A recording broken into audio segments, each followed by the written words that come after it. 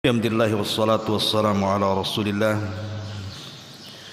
wa ala alihi wa sahbihi wa mawalah wa la hawla wa la quwata illa billahi wa ba'du. Alhamdulillah, segala puja dan puji hanya milik Allah subhanahu wa ta'ala. Salawat dan juga salam tahdiahkan kepada Rasul kita Nabi besar Muhammad sallallahu alaihi wa ala alihi wasallam. Ma'asyiral muslimin yang dimuliakan Allah subhanahu wa ta'ala, alhamdulillah di pagi hari ini kita bisa kembali berkumpul di Masjid Nidaul Ilmi. Dan sebagaimana faedah pagi ini kita akan menjelaskan beberapa amalan yang bisa menerangi kuburan-kuburan kita dan juga menerangi kelak ketika kita meniti titian Siratal Mustaqim. Amalan apa saja itu? Ma'asyiral muslimin yang dimuliakan Allah subhanahu wa ta'ala, kita tahu bahwa hal yang sangat membosankan atau boleh jadi mungkin menakutkan ketika kita duduk di atas kegelapan. Di dunia saja, apabila kita berada di atas kegelapan, tidak ada sedikit pun cahaya yang menerangi di depan kita. Bahkan kita tidak sanggup melihat tangan kita sendiri. Itu terkadang menakutkan bagi kita. Dan itu fitrah manusia. Kalau kita berjalan di kegelapan saja terasa takut. Bagaimana kalau kegelapan ini menimpa kita di dalam kuburan kita? Atau bahkan kelak pada hari kiamat ketika kita meniti titian Siratal Mustaqim. Tentu ini hal yang sangat menakutkan sekali. Makanya kenapa kemudian kalau kita menceritakan tentang hadis, bagaimana dahsyatnya orang-orang yang berada di alam barzah itu, ketika kita berada di kuburan, kemudian datang orang yang akan menemani kita, bercanda dengan kita, berbicara dengan kita, ngobrol dengan kita, tanpa terasa kemudian kiamat pun menjelang dan akan terjadi. Maka orang ini memberitahu kita. Maka kemudian orang yang ada di kuburan itu bertanya, siapa kamu? Kenapa kamu datang kepadaku dengan wajah yang sangat indah? Kemudian dia pun mengatakan, ana amaluka salih, sayalah amal salihmu. Maka ketika kemudian dia mengatakan seperti itu, maka orang yang ada di kuburan ini mengatakan, Rabbi aqimis sa'ah hatta arji'a ila ahli wa mali. Ya Rabb, kalau begitu tegakkan hari kiamat agar aku bisa kembali kepada harta dan keluargaku. Artinya bahwa orang-orang yang didatangi orang-orang yang didatangi manusia yang sangat indah ini karena mereka punya amal soleh. Bagaimana dengan orang-orang yang tidak punya amal saleh kemudian masuk ke dalam kuburan? Maka kondisinya sangat menakutkan dan sangat dahsyat sekali.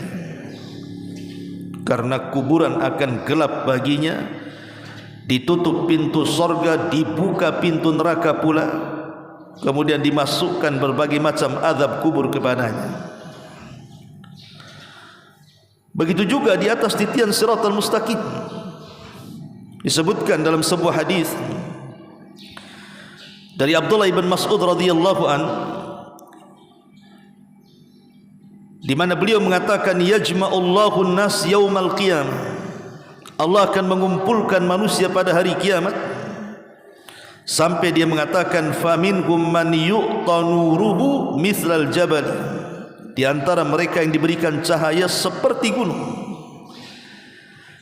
wa minhum man yu'ta nuruhu fawqa dhalik, atau mungkin di antara mereka yang diberikan cahaya di atas itu.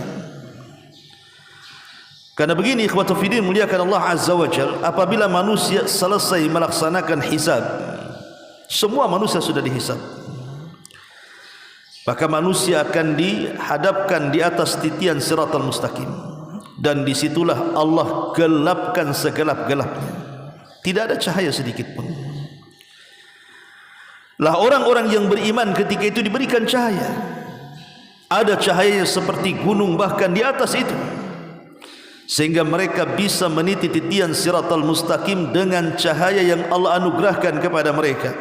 Karena titian siratal mustaqim ini disebutkan dalam sebuah athar, itu lebih halus dibandingkan rambut, lebih tajam dibandingkan pedang, dan dia bergerak-gerak seperti ular, dan licin dan bisa menggelincirkan. Hanya orang-orang yang beriman yang sanggup untuk melewatinya.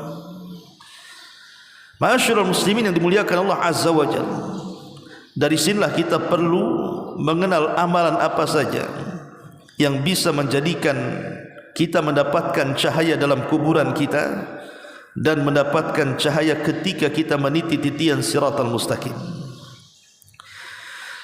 Yang pertama, ma'asyiral muslimin yang dimuliakan Allah Subhanahu wa taala, membaca doa saat kita berangkat ke masjid. Jadi ketika antum berjalan dari rumah menuju masjid untuk melaksanakan salat, di situ ada doa yang dikeluarkan dari Imam Muslim dan juga Abi Dawud yang dianjurkan untuk kita baca, karena zikir ini bisa menerangi kita dalam kuburan kita. Apa lafadznya? Nabi SAW mengajarkan, Allahumma ij'al fi qalbi nura wa fi basari nura wa fi sam'i nura wa an yamini nura wa an yasari nura wa fawqi nura wa tahti nura wa amami nura wa khalfi nura waj'al li nura. Ya Allah, jadikanlah di dalam hatiku cahaya, di dalam ucapanku cahaya, jadikan pada pendengaranku cahaya, jadikan pada penglihatanku cahaya, jadikanlah dari belakangku cahaya, dari depanku cahaya, dan jadikanlah dari atas diriku cahaya dan di bawah diriku cahaya. Ya Allah, berikanlah kepadaku cahaya dan jadikanlah aku cahaya. Sebagian para ulama mengatakan, apa yang dimaksud cahaya di sini? Ada yang mengatakan maksudnya doa ini ketika kita melangkahkan kaki dari rumah ke masjid meminta cahaya kepada Allah Subhanahu wa taala, maksudnya kita meminta agar Allah menjaga kita di dunia dari kemaksiatan kepada Allah Azza wa Jal dan mendekatkan kita dari ketaatan kepada Allah. Ini satu pendapat. Pendapat yang lain mengatakan maksudnya, bal huwa nurun yarzuquhu Allahu iyyahu yaumal qiyamah. Yang dimaksud cahaya di sini adalah cahaya yang Allah rizkikan kepada seorang hamba yang membaca doa ini kelak pada hari kiamat.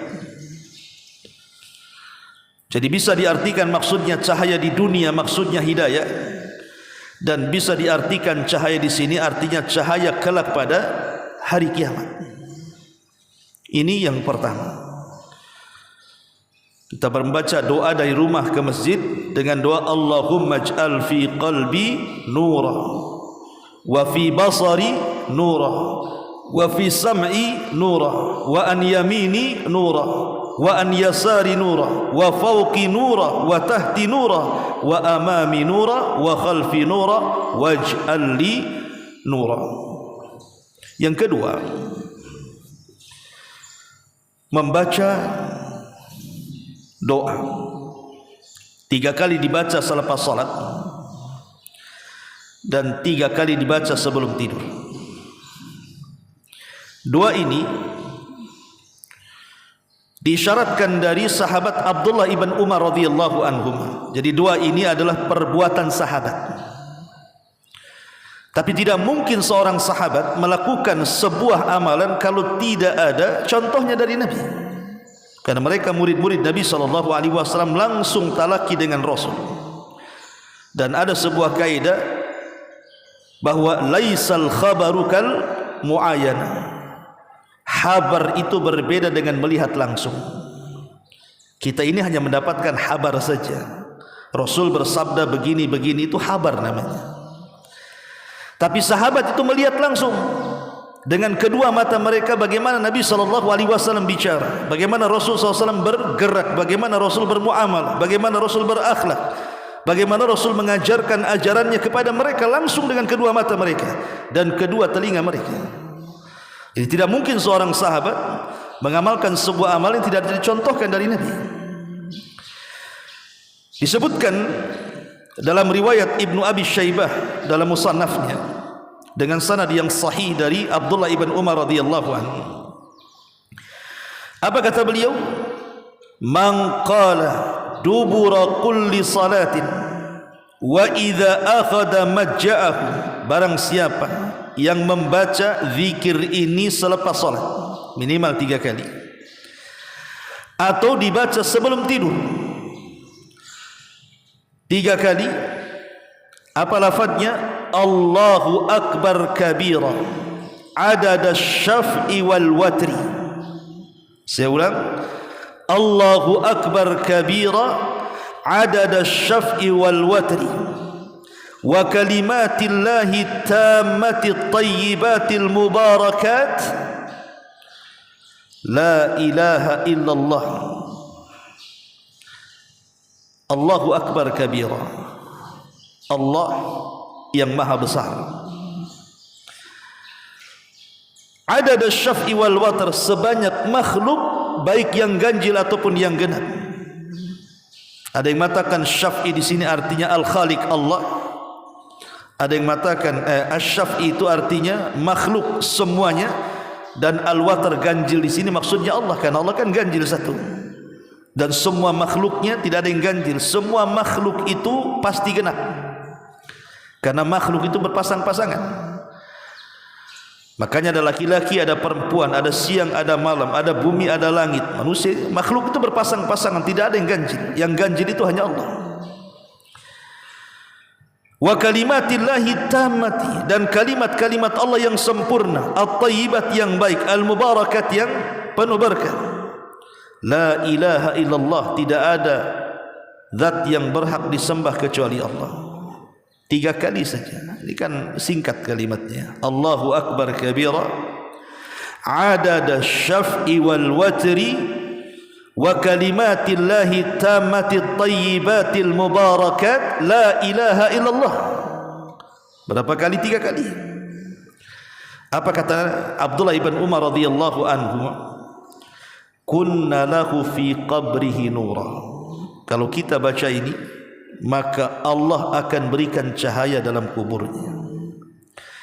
Wa 'alal jisri nura, dan Allah akan berikan cahaya di atas titian siratal mustaqim. Wa 'alas sirati nura, dan di atas sirat cahaya, hatta yudkhilannahul jannah au yadkhulal jannah, sampai Allah masukkan dia ke dalam surga. Ringan kalimatnya, tapi lihat faedahnya. Ma'asyiral muslimin yang dimuliakan Allah Subhanahu wa taala, ini yang kedua. Yang ketiga, melangkahkan kaki ke masjid saat melaksanakan salat subuh dan isya. Saat melaksanakan salat subuh dan salat isya. Nabi SAW mengatakan dalam sebuah hadis, kata Nabi SAW, basyaril masyaina fi dhulami ilal masajid bin nuri tami yaumal qiyamah.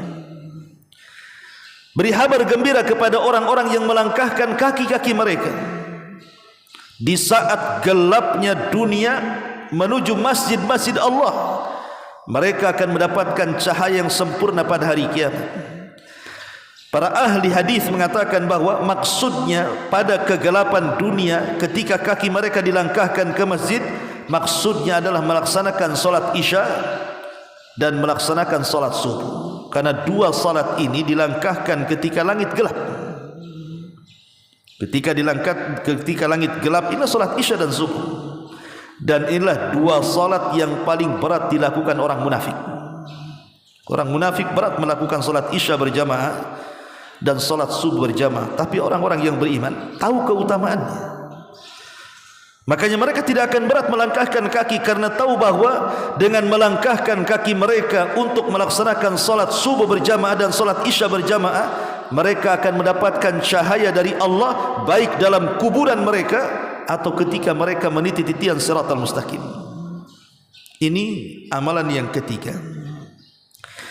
Kemudian amalan yang keempat adalah dengan membiarkan uban-uban di kepala kita. Karena ada orang yang tidak nyaman dengan uban. Kadang-kadang baru satu uban muncul itu sudah risih dia. Kok aku udah tua katanya. Akhirnya dicabut.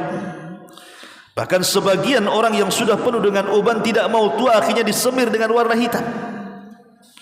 Disemir ini tidak ada masalah, karena termasuk sunnah dalam Islam menyemir rambut itu, tapi jangan warna hitam. Sebagaimana ayahanda Abu Bakar Siddiq radhiyallahu an, Abu Quhafa, saat hendak masuk Islam dan berbeat kepada Rasul, itu rambutnya penuh dengan uban. Ayahanda Abu Bakar itu. Maka Rasul merintahkan Abu Bakar untuk menghena rambutnya, mengganti warna rambutnya, kata Rasul, tapi hindari warna hitam. Akhirnya kemudian Abu Bakar pun menyamir rambut ayahnya dengan warna selain daripada hitam, kemudian datang menghadap Rasul dan berbaiat. Kemudian dia pun mengucapkan dua kalimat syahadat setelah Fathu Makkah.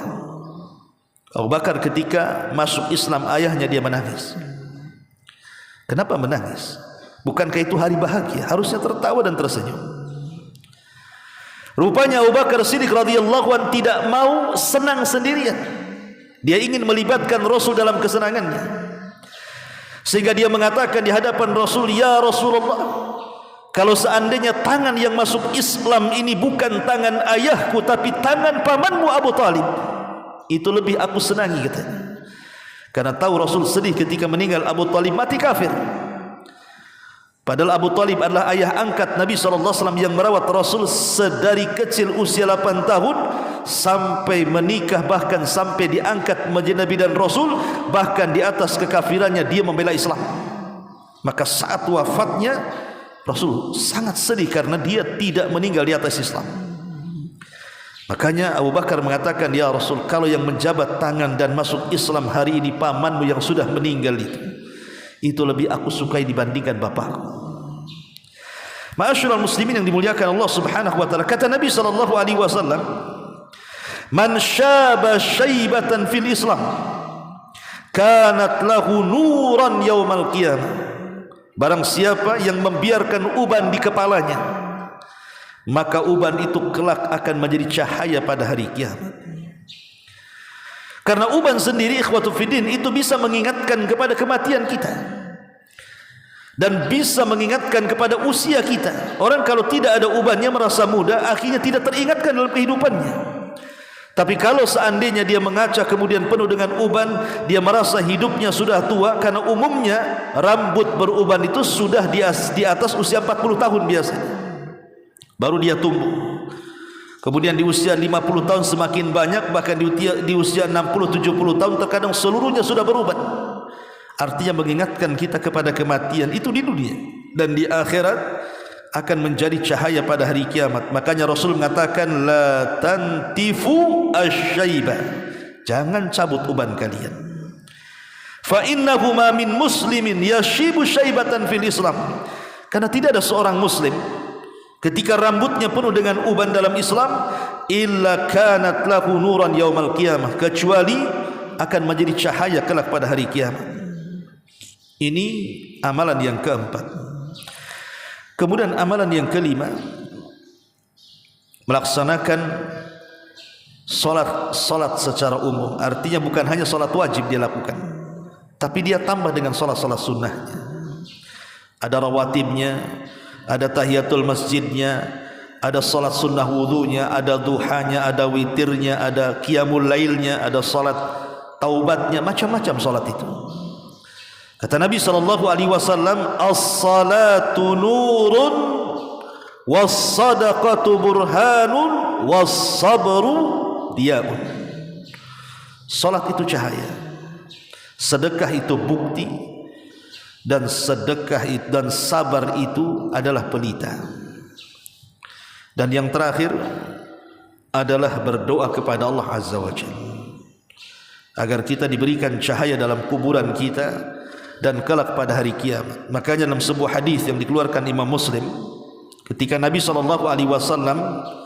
mengunjungi Abi Salamah, Abi Salamah meninggal dunia. Dan Abu Salamah ini termasuk as-sabiqun al-awwalun, sahabat yang awal-awal masuk Islam. Dia hijrah 3 kali. Hijrah ke Habasyah 2 kali, dan hijrah ke Madinah 1 kali. Dan saat hijrah ke Madinah dipisahkan keluarganya oleh kabilahnya. Dan dialah sahabat yang memiliki istri yang pertama kali hijrah ke Madinah.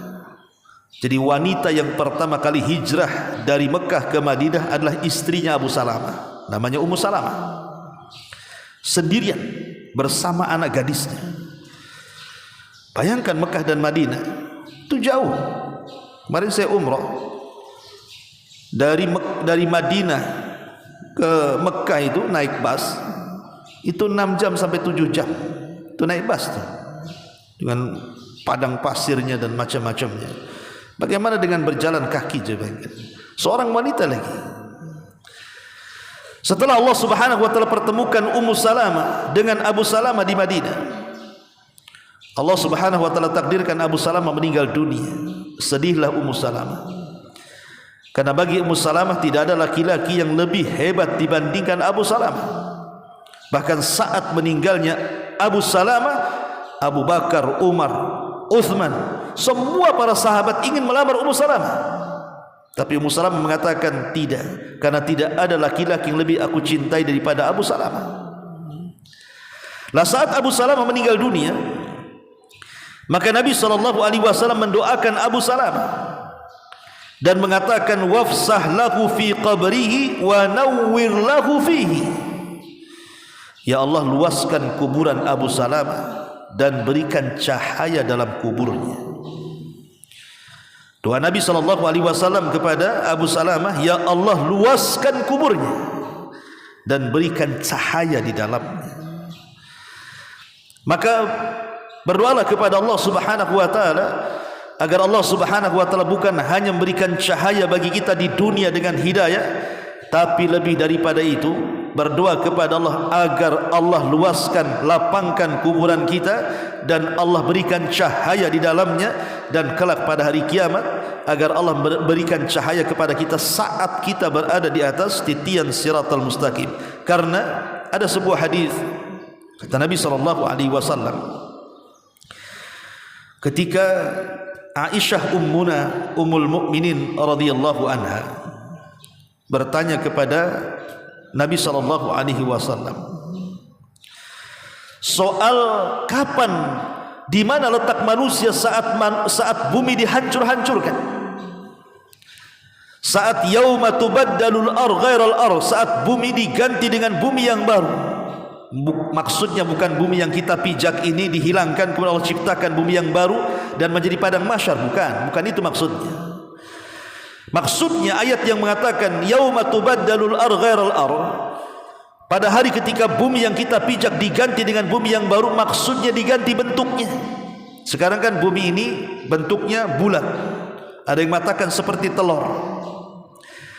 Tapi kelak pada hari kiamat bumi ini akan dihancur-hancurkan oleh Allah Azza wa Jalla. Lautnya akan ditumpahkan, gunungnya akan dihancurkan, tidak ada yang meninggi, tidak ada yang merendah, tidak ada bukit, tidak ada lembah, semua rata. Itu yang disebut dengan hamparan bumi. Jadi bumi akan dihamparkan, tidak dalam bentuk bulat lagi. Kenapa? Supaya menampung semua manusia yang meninggal sejak Adam sampai yang terakhir mati. Sebab kalau bumi ini bulat maka akan sempit, Tapi kalau dihamparkan itu akan semakin luas lagi. Lah Ummul Mukminin radhiyallahu anha bertanya kepada Nabi sallallahu alaihi wasallam, "Aina yakunun nas yauma tubaddalul ghairal ard?" Di mana manusia ketika bumi dihancur-hancurkan? Ketika kiamat dikiamatkan itu di mana manusia? Ya Rasulullah. Maka Nabi sallallahu alaihi wasallam mengatakan, "Hum fi dhulmati dunal jisri." Mereka berada di atas kegelapan, di atas titian siratal mustaqim.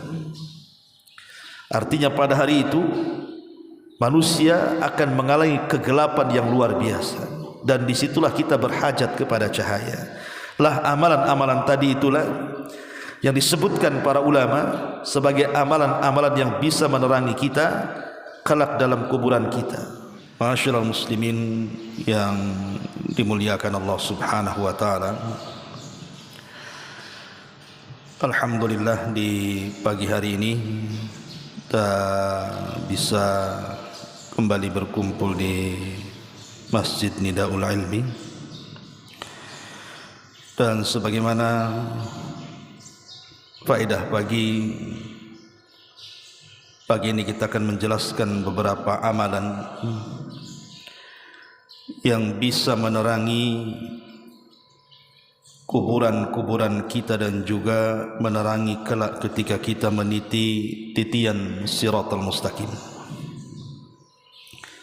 Amalan apa saja itu? Ma'asyiral muslimin yang dimuliakan Allah Subhanahu wa taala.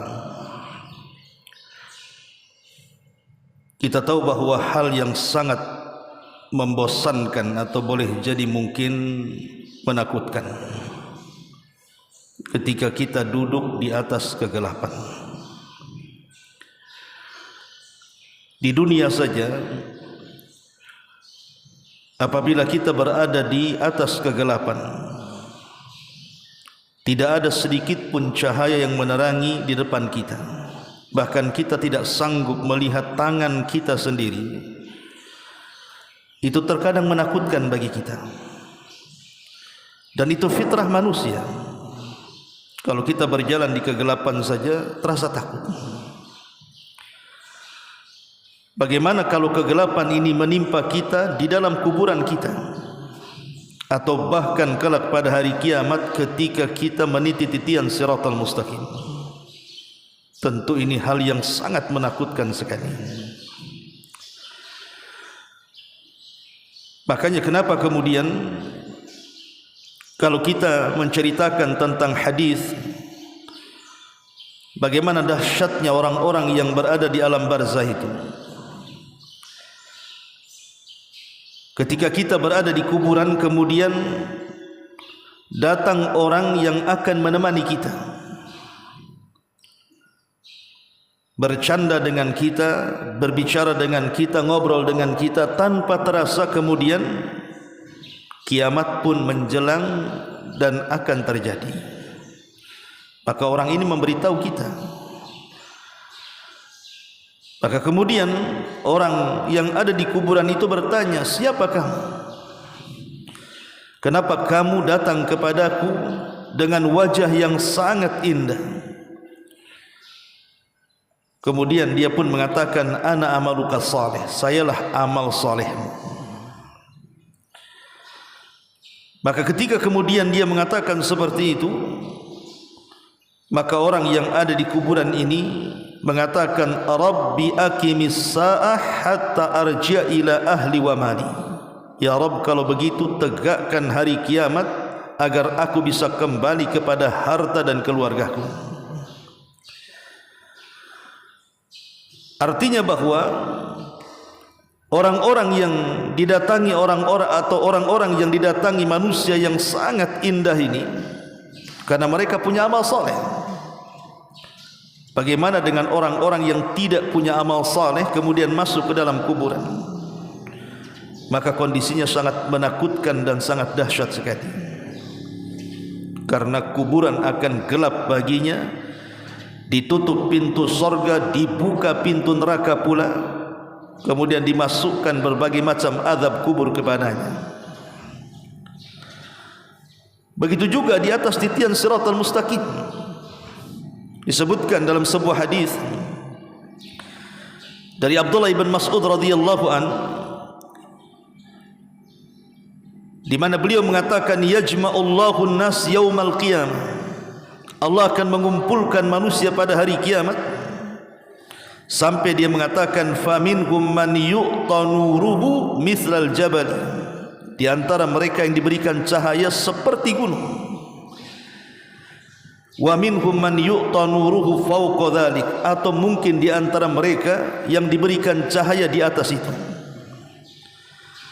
Karena begini ikhwatu fiddin, muliakan Allah azza wa jalla, apabila manusia selesai melaksanakan hisab, semua manusia sudah dihisab, maka manusia akan dihadapkan di atas titian siratal mustaqim, dan disitulah Allah gelapkan segelap-gelapnya, tidak ada cahaya sedikit pun. Lah orang-orang yang beriman ketika itu diberikan cahaya, ada cahaya seperti gunung bahkan di atas itu, sehingga mereka bisa meniti titian siratal mustaqim dengan cahaya yang Allah anugerahkan kepada mereka. Karena titian siratal mustaqim ini disebutkan dalam sebuah athar, itu lebih halus dibandingkan rambut, lebih tajam dibandingkan pedang, dan dia bergerak-gerak seperti ular, dan licin dan bisa menggelincirkan. Hanya orang-orang yang beriman yang sanggup untuk melewatinya. Ma'asyiral muslimin yang dimuliakan Allah azza wa jalla, dari sinilah kita perlu mengenal amalan apa saja yang bisa menjadikan kita mendapatkan cahaya dalam kuburan kita dan mendapatkan cahaya ketika kita meniti titian siratal mustaqim. Yang pertama, ma'asyiral muslimin yang dimuliakan Allah subhanahu wa ta'ala, membaca doa saat kita berangkat ke masjid. Jadi ketika antum berjalan dari rumah menuju masjid untuk melaksanakan salat, di situ ada doa yang dikeluarkan dari Imam Muslim dan juga Abi Dawud yang dianjurkan untuk kita baca, karena zikir ini bisa menerangi kita dalam kuburan kita. Apa lafadznya? Nabi SAW mengajarkan Allahumma ij'al fi qalbi nura wa fi basari nura wa fi sam'i nura wa an yamini nura wa an yasari nura wa fawqi nura wa tahti nura wa amami nura wa khalfi nura waj'al li nura.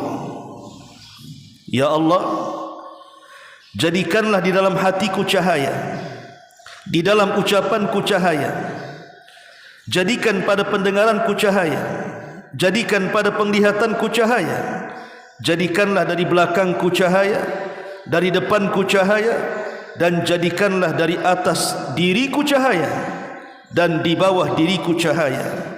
Ya Allah, berikanlah kepadaku cahaya dan jadikanlah aku cahaya. Sebagian para ulama mengatakan apa yang dimaksud cahaya di sini? Ada yang mengatakan maksudnya doa ini ketika kita melangkahkan kaki dari rumah ke masjid meminta cahaya kepada Allah Subhanahu wa taala, maksudnya kita meminta agar Allah menjaga kita di dunia dari kemaksiatan kepada Allah Azza wa Jal dan mendekatkan kita dari ketaatan kepada Allah. Ini satu pendapat. Pendapat yang lain mengatakan maksudnya bal huwa nurun yarzuquhu Allahu iyyahu yaumal qiyamah. Yang dimaksud cahaya di sini adalah cahaya yang Allah rizkikan kepada seorang hamba yang membaca doa ini kelak pada hari kiamat. Jadi bisa diartikan maksudnya cahaya di dunia, maksudnya hidayah, dan bisa diartikan cahaya di sini artinya cahaya kelak pada hari kiamat. Ini yang pertama. Kita membaca doa dari rumah ke masjid dengan doa Allahumma ij'al fi qalbi nura wa fi basari nura wa fi sam'i nura wa an yamini nura wa an yasari nura wa fawqi nura wa tahti nura wa amami nura wa khalfi nura waj'al li nura. Yang kedua, membaca doa 3 kali dibaca selepas salat dan 3 kali dibaca sebelum tidur. Doa ini diisyaratkan dari sahabat Abdullah ibn Umar radhiyallahu anhum. Jadi doa ini adalah perbuatan sahabat. Tapi tidak mungkin seorang sahabat melakukan sebuah amalan kalau tidak ada contohnya dari Nabi. Karena mereka murid-murid Nabi SAW langsung talaki dengan Rasul. Dan ada sebuah kaidah bahwa laisal khabaru kal muayana. Habar itu berbeda dengan melihat langsung. Kita ini hanya mendapatkan habar saja. Rasul bersabda begini-begini, itu habar namanya. Tapi sahabat itu melihat langsung dengan kedua mata mereka bagaimana Nabi SAW bicara, bagaimana Rasul SAW bergerak, bagaimana Rasul bermuamalah, bagaimana Rasul berakhlak, bagaimana Rasul mengajarkan ajarannya kepada mereka langsung dengan kedua mata mereka dan kedua telinga mereka. Jadi tidak mungkin seorang sahabat mengamalkan sebuah amal yang tidak dicontohkan dari Nabi. Disebutkan dalam riwayat Ibnu Abi Syaibah dalam musannafnya dengan sanad yang sahih dari Abdullah ibn Umar radhiyallahu anhu. Apa kata beliau? Man qala dubura kulli salatin wa idza akhadha majja'ahu, barang siapa yang membaca zikir ini selepas salat minimal 3 kali atau dibaca sebelum tidur 3 kali, apa lafadznya? Allahu akbar kabira adada syaf'i wal watri. Saya ulang, Allahu akbar kabira adada syaf'i wal watri wa kalimatillahi tammati tayyibatil mubarakat la ilaha illallah. Allahu akbar kabira, Allah yang maha besar. Adad asy-syaf'i wal watr, sebanyak makhluk baik yang ganjil ataupun yang genap. Ada yang mengatakan syaf'i di sini artinya al-khaliq Allah. Ada yang mengatakan asy-syaf'i itu artinya makhluk semuanya, dan al-watr ganjil di sini maksudnya Allah, karena Allah kan ganjil satu. Dan semua makhluknya tidak ada yang ganjil. Semua makhluk itu pasti genap, karena makhluk itu berpasang-pasangan. Makanya ada laki-laki, ada perempuan, ada siang, ada malam, ada bumi, ada langit. Manusia, makhluk itu berpasang-pasangan, tidak ada yang ganjil. Yang ganjil itu hanya Allah. Wa kalimatillahi tammati, dan kalimat-kalimat Allah yang sempurna, at-tayyibat yang baik, al-mubarakat yang penuh berkah. La ilaha illallah, tidak ada zat yang berhak disembah kecuali Allah. 3 kali saja. Ini kan singkat kalimatnya. Allahu akbar kabira adada syaf'i wal watri wa kalimatillahi tammati tayyibatil mubarakat la ilaha illallah. Berapa kali? 3 kali. Apa kata Abdullah ibn Umar radhiyallahu anhu? Kunna lahu fi qabrihi nura. Kalau kita baca ini, maka Allah akan berikan cahaya dalam kuburnya. Wa 'alal jisri nura, dan Allah akan berikan cahaya di atas titian siratal mustaqim. Wa 'alas sirati nura, dan di atas sirat cahaya, hatta yudkhilannahul jannah au yadkhulal jannah, sampai Allah masukkan dia ke dalam surga. Ringan kalimatnya, tapi lihat faedahnya. Ma'asyiral muslimin yang dimuliakan Allah Subhanahu wa taala, ini yang kedua. Yang ketiga, melangkahkan kaki ke masjid saat melaksanakan salat subuh dan isya. Saat melaksanakan salat subuh dan salat isya. Nabi SAW mengatakan dalam sebuah hadis, Kata Nabi SAW, basyaril masyaina fi dhulami ilal masajid bin nuri tami yaumal qiyamah. Beri kabar gembira kepada orang-orang yang melangkahkan kaki-kaki mereka di saat gelapnya dunia menuju masjid-masjid Allah. Mereka akan mendapatkan cahaya yang sempurna pada hari kiamat.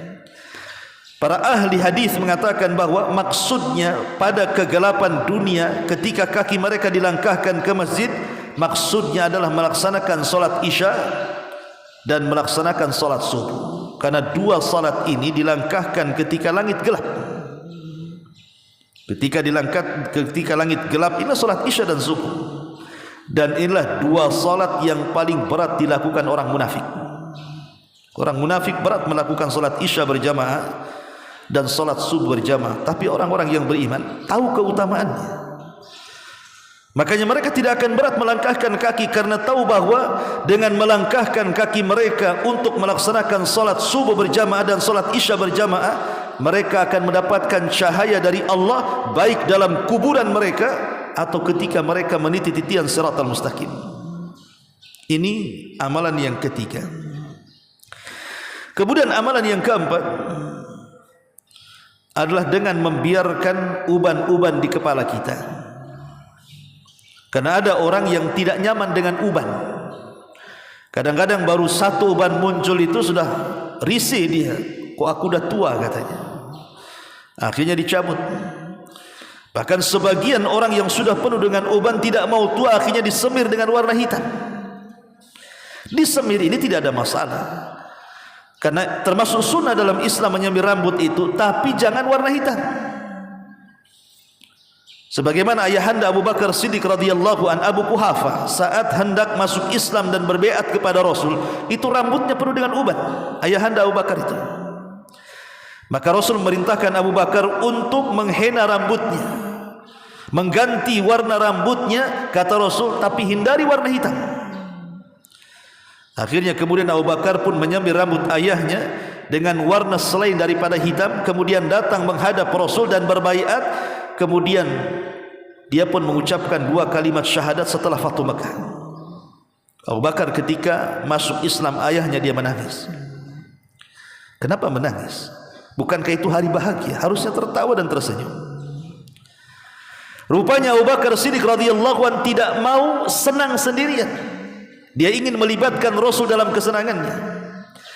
Sehingga dia mengatakan di hadapan Rasul, "Ya Rasulullah, kalau seandainya tangan yang masuk Islam ini bukan tangan ayahku tapi tangan pamanmu Abu Talib, itu lebih aku senangi," katanya. Karena tahu Rasul sedih ketika meninggal Abu Talib mati kafir. Padahal Abu Talib adalah ayah angkat Nabi SAW yang merawat Rasul sedari kecil usia 8 tahun sampai menikah, bahkan sampai diangkat menjadi Nabi dan Rasul, bahkan di atas kekafirannya dia membela Islam. Maka saat wafatnya Rasul sangat sedih karena dia tidak meninggal di atas Islam. Makanya Abu Bakar mengatakan, "Ya Rasul, kalau yang menjabat tangan dan masuk Islam hari ini pamanmu yang sudah meninggal itu lebih aku sukai dibandingkan bapakku." Ma'asyiral muslimin yang dimuliakan Allah Subhanahu wa taala, kata Nabi sallallahu alaihi wasallam, "Man syaba syaibatan fil Islam kanat lahu nuran yaumal qiyamah." Barang siapa yang membiarkan uban di kepalanya, maka uban itu kelak akan menjadi cahaya pada hari kiamat. Karena uban sendiri, ikhwatu fiddin, itu bisa mengingatkan kepada kematian kita dan bisa mengingatkan kepada usia kita. Orang kalau tidak ada ubannya merasa muda, akhirnya tidak teringatkan dalam kehidupannya. Tapi kalau seandainya dia mengaca kemudian penuh dengan uban, dia merasa hidupnya sudah tua. Karena umumnya rambut beruban itu sudah di atas usia 40 tahun biasanya, baru dia tumbuh. Kemudian di usia 50 tahun semakin banyak, bahkan di usia 60-70 tahun terkadang seluruhnya sudah beruban. Artinya mengingatkan kita kepada kematian itu di dunia, dan di akhirat akan menjadi cahaya pada hari kiamat. Makanya Rasul mengatakan, "La tantifu asy-syaibah." Jangan cabut uban kalian. Fa innahu ma min muslimin yashibu syaibatan fil Islam. Karena tidak ada seorang muslim ketika rambutnya penuh dengan uban dalam Islam, illa kanat lahu nuran yaumal qiyamah, kecuali akan menjadi cahaya kelak pada hari kiamat. Ini amalan yang keempat. Kemudian amalan yang kelima, melaksanakan solat secara umum. Artinya bukan hanya solat wajib dia lakukan, tapi dia tambah dengan solat-solat sunnahnya. Ada rawatibnya, ada tahiyatul masjidnya, ada solat sunnah wudunya, ada duhanya, ada witirnya, ada qiyamul lailnya, ada solat taubatnya, macam-macam solat itu. Kata Nabi SAW, as-salatu nurun, was-sadaqatu burhanun, was-sabru diyaun. Salat itu cahaya, sedekah itu bukti, dan sedekah itu dan sabar itu adalah pelita. Dan yang terakhir adalah berdoa kepada Allah Azza wa Jalla agar kita diberikan cahaya dalam kuburan kita dan kelak pada hari kiamat. Makanya dalam sebuah hadis yang dikeluarkan Imam Muslim, ketika Nabi SAW mengunjungi Abi Salamah meninggal dunia. Dan Abu Salamah ini termasuk as-sabiqun al-awwalun, sahabat yang awal-awal masuk Islam. Dia hijrah 3 kali. Hijrah ke Habasyah 2 kali, dan hijrah ke Madinah 1 kali. Dan saat hijrah ke Madinah dipisahkan keluarganya oleh kabilahnya. Dan dialah sahabat yang memiliki istri yang pertama kali hijrah ke Madinah. Jadi wanita yang pertama kali hijrah dari Mekah ke Madinah adalah istrinya Abu Salamah, namanya Ummu Salamah, sendirian bersama anak gadisnya. Bayangkan Mekah dan Madinah itu jauh. Kemarin saya umrah dari Madinah ke Mekah itu naik bus, itu 6 jam sampai 7 jam. Itu naik bus tuh, dengan padang pasirnya dan macam-macamnya. Bagaimana dengan berjalan kaki coba? Seorang wanita lagi. Setelah Allah Subhanahu wa taala pertemukan Ummu Salamah dengan Abu Salamah di Madinah, Allah Subhanahu wa taala takdirkan Abu Salamah meninggal dunia. Sedihlah Ummu Salamah, karena bagi Ummu Salamah tidak ada laki-laki yang lebih hebat dibandingkan Abu Salamah. Bahkan saat meninggalnya Abu Salamah, Abu Bakar, Umar, Uthman, semua para sahabat ingin melamar Ummu Salamah. Tapi Ummu Salamah mengatakan tidak, karena tidak ada laki-laki yang lebih aku cintai daripada Abu Salamah. Lah saat Abu Salamah meninggal dunia, maka Nabi SAW mendoakan Abu Salamah dan mengatakan, wafsah lahu fi qabrihi wa nawwir lahu fihi. Ya Allah, luaskan kuburan Abu Salamah dan berikan cahaya dalam kuburnya. Doa Nabi SAW kepada Abu Salamah, ya Allah, luaskan kuburnya dan berikan cahaya di dalamnya. Maka berdoalah kepada Allah Subhanahu wa taala agar Allah Subhanahu wa taala bukan hanya memberikan cahaya bagi kita di dunia dengan hidayah, tapi lebih daripada itu berdoa kepada Allah agar Allah luaskan, lapangkan kuburan kita dan Allah berikan cahaya di dalamnya, dan kelak pada hari kiamat agar Allah berikan cahaya kepada kita saat kita berada di atas titian siratal mustaqim. Karena ada sebuah hadis kata Nabi SAW, ketika Aisyah ummul mukminin radhiyallahu anha bertanya kepada Nabi SAW soal kapan, di mana letak manusia saat bumi dihancur-hancurkan, saat yauma tubaddalul ardh ghairal ardh, saat bumi diganti dengan bumi yang baru.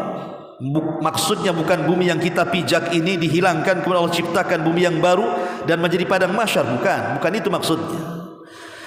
Maksudnya ayat yang mengatakan yauma tubaddalul ardh ghairal ardh, pada hari ketika bumi yang kita pijak diganti dengan bumi yang baru, maksudnya diganti bentuknya.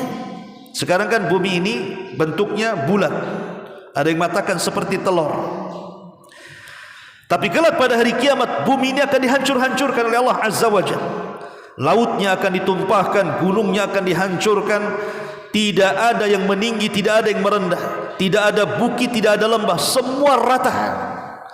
Itu yang disebut dengan hamparan bumi. Jadi bumi akan dihamparkan, tidak dalam bentuk bulat lagi. Kenapa? Supaya menampung semua manusia yang meninggal sejak Adam sampai yang terakhir mati. Sebab kalau bumi ini bulat maka akan sempit, tapi kalau dihamparkan itu akan semakin luas lagi. Lah Ummul Mukminin radhiyallahu anha bertanya kepada Nabi sallallahu alaihi wasallam, "Aina yakunun nas yauma tubaddalul ardh ghairal ardh?" Di mana manusia ketika bumi dihancur-hancurkan? Ketika kiamat dikiamatkan itu di mana manusia? Ya Rasulullah. Maka Nabi sallallahu alaihi wasallam mengatakan, "Hum fi dhulmati dunal jisri." Mereka berada di atas kegelapan, di atas titian siratal mustaqim. Artinya pada hari itu manusia akan mengalami kegelapan yang luar biasa, dan disitulah kita berhajat kepada cahaya. Lah amalan-amalan tadi itulah yang disebutkan para ulama sebagai amalan-amalan yang bisa menerangi kita kelak dalam kuburan kita. Wallahu a'lam bishawab. Mudah-mudahan manfaatnya. Subhanakallahumma wa bihamdika asyhadu an la ilaha illa anta astaghfiruka wa atubu ilaik. Allahu ta'ala a'lam. Assalamualaikum warahmatullahi wabarakatuh.